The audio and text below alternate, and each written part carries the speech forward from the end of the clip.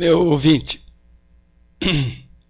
você já tem ouvido esta frase dessa maneira, assim: olha, eu faço tudo para agradar determinada pessoa, mas a pessoa não reconhece.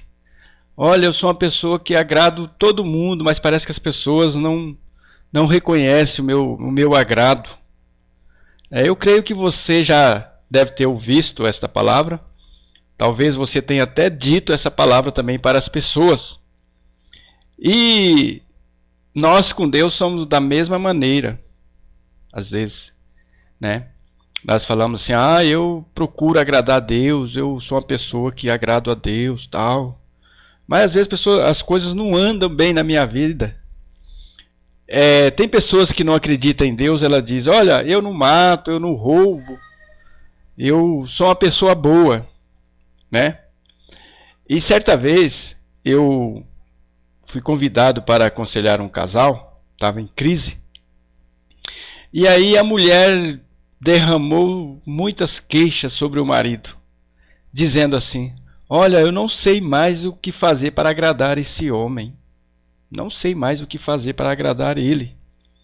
E parece que ele, quanto mais eu agrado ele, mais ele distante fica, mais se aborrece. E aí eu olhei para aquela mulher, vi aquela família bonita. E depois eu fui conversar com o homem, né? O marido. Fui conversar com ele, que era nosso amigo. E aí ele disse assim, eu falei para ele, falou: sua esposa falou que faz tudo para agradar você. Ela falou assim: ela faz da maneira dela. Ela não faz do jeito que eu gosto. Ela não faz do jeito que eu quero. Por isso que eu fico assim. E mesma coisa é nós com Deus. Nós com Deus somos da mesma maneira. Nós achamos que agradar a Deus é não matar, não é roubar, não é isso, não é aquilo, né? E então isso, ouvinte, nós somos dessa maneira exatamente porque nós queremos ser donos do nosso próprio caminho. Quando nós queremos ser dono do nosso próprio caminho, nós achamos que estamos certos. Eu vejo aqui na internet as pessoas se justificam: mas eu sou isso, eu sou aquilo, tal, né? E nós levamos isso também para o plano espiritual. Nós levamos as coisas do nosso dia a dia, assim como nós somos no nosso dia a dia, nós também somos no plano espiritual. Essa é uma realidade nossa, dos seres humanos. Os nossos caminhos, ouvinte, Deus deixou o livre-arbítrio para cada um. Ele deixou o caminho para nós escolhermos. Os nossos caminhos, Deus fala para nós: o seu caminho é curto. O caminho que você quer seguir na sua própria vontade é curto. Mas o meu caminho é eterno, o meu caminho não tem fim. Se você quiser seguir o seu caminho ele termina lá na sepultura, lá no túmulo. Mas o meu caminho não. O problema é que nós não queremos aceitar os caminhos de Deus. Porque os caminhos de Deus nós devemos deixar os nossos caminhos. Aquele caminho que nós achamos que está certo. Devemos esvaziar, eu já fiz um vídeo, nós devemos esvaziar de nós mesmos. Devemos negar a nós mesmos. E nós temos uma grande dificuldade para negarmos a nós mesmos. E temos uma grande dificuldade para aceitar os caminhos de Deus. Porque os caminhos de Deus, nós temos que agradar a Ele. E para agradar a Deus é da maneira de Deus. Por isso que na palavra de Deus Ele manda nós conhecermos a Ele. Aqui no livro de Jeremias, no capítulo 9, versículo 24, diz assim: mas o que se gloriar, glorie-se nisto, em me conhecer e me entender. Está dizendo isso aqui nesse texto. E no capítulo 10, no versículo 14, diz assim: todo homem é embrutecido no seu conhecimento.